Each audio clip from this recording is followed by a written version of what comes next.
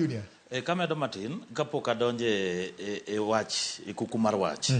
Ayie gi nyasona gi mowacho na adier. Kech ineno parties gi nitie kaka itiyo gi kod kaka ohala.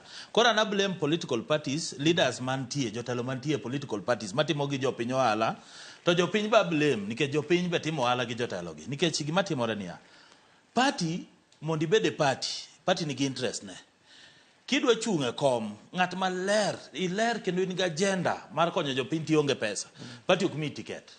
Nyaka ikela briefcase.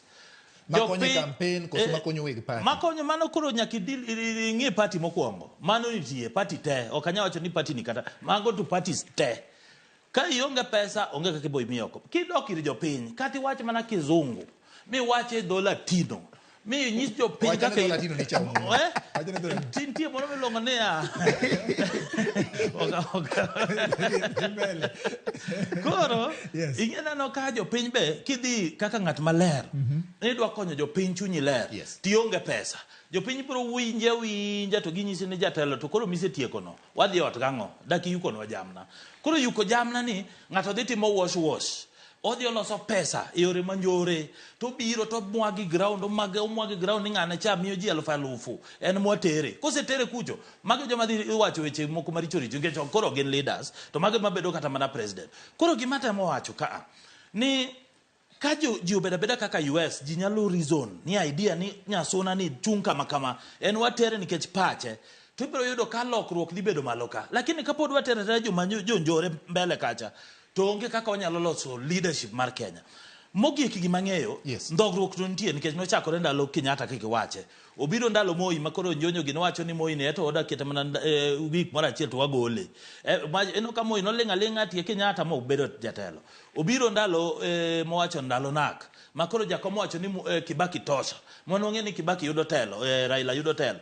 Lakini odhi ondhoge. Lakini koro gotuo makoro dha odhi wuoke kae makoro odhi obede prime minister tino ka prime minister pod ji gore to ndogruok gimimiyo ndogruok bet magi manomol ndogruok to nyaka bedi nitie gik moko ang'wen mokwongo e siasa nitie gimiluongo ni gentleman agreement unyalo ndikoru wawuromo kodi saa achiel saa ni gi nus wandikore to nitie mwadhi romo gi jomoko saa 3 nitie kendo mwadhi romo gi jomoko saa 8 otieno koro agreement ma dhi winjore ma dhi wuok kucho en wadhi romo kodgi saa 11 gokinyi koro in rito mari ni kare mwasetieko meeting makoro gik en saa 11 okinyi koro gima kinyi lando kiny ok en gima no winjore kodi ka iseneno jasiasa modhi e court mowacho ni agreement no wandikore agreement gi ng'ane to kotimo kaka no winje iseneno jasiasa modhi e court onge koro mago agreement itimo gi kaluwore gi interest mar situation mantie namba 2 digi miluongo ni public interest community interest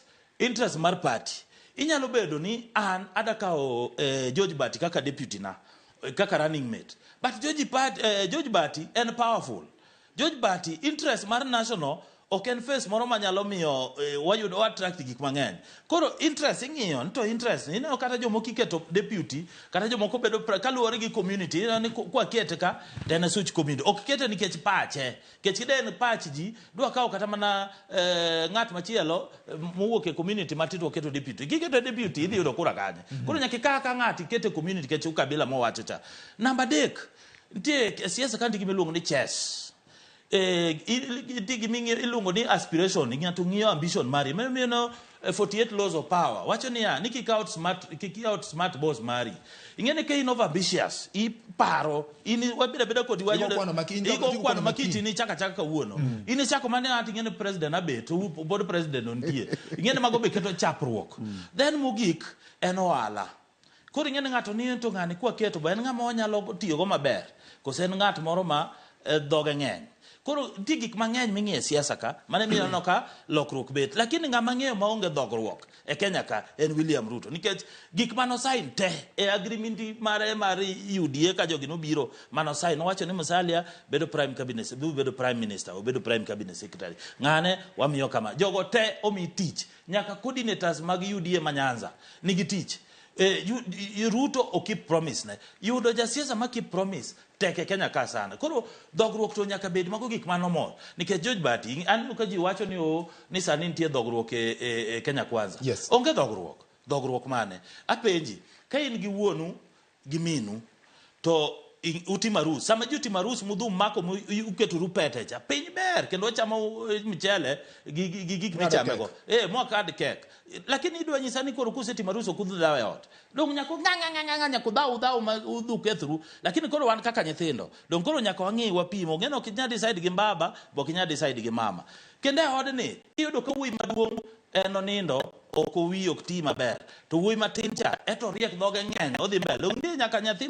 nyaka yungruok moro bede iye koro mane yungruok mantie yudie ka nikech nitie joma thindo ma gin ambitious gin gisego kwan mambele koro gineno jodongo gi gidwa dio tiendgi matin koro mene jodongo go ok nyal koro gimegi doga community kucho ma gidhi giwacha sa dhogi mondo koro gibuog jogo ni kare kutemo nudwa gola to nitie kaka bro bet nitie kaka wadhi ringo ka chomo kanyo matin